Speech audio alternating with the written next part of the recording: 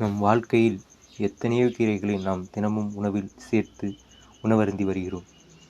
ஆனால் நம்ம பக்கத்திலேயே கிடைக்கும் இந்த மூக்கிரட்டை கீரையை நாம் பயன்படுத்துவதில்லை.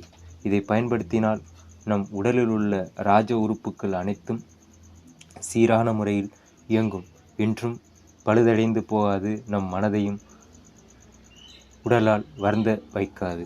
இந்த கீரையை மூக்கரட்டை என்றும் சொல்லுவாங்க, சாரணிக்கீரை என்றும் சொல்லுவாங்க. இந்த கீரை எங்கே கிடைத்தாலும் அதை பறித்து இந்த கீரையை முருங்கைக்கீரை போன்று சுண்டி தினமும் உணவுடன் சாப்பிட்டு வந்தால் நம் உடலில் ஏற்படும் உஷ்ணம், நீர் எரிச்சல், நீர்க்கடுப்பு போன்ற நீர் உபாதைகள் உடனே நீங்கிவிடும். இதை வேருடன் பிடுங்கி வந்து அதை கஷாயம் வைக்க, இதனுடன் சீரகம், 5 சின்ன வெங்காயம், பொங்கலுக்கு வைக்கப்படும் அந்த வெள்ளைப்பூ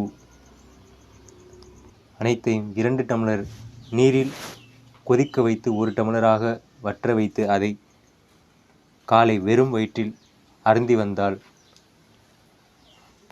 கிட்னி செயலிழந்த கிட்னியையும் சரி செய்துவிடும்.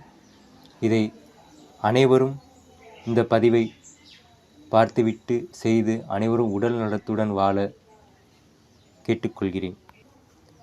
இனி இந்த கீரை எங்கே இருந்தாலும் விட்டுடாதீங்க. இதை நாம் எவ்வளவு பயன்படுத்தினாலும் நம் உடல் நலத்தில் எவ்வித தீங்கையும் விளைவிக்காது.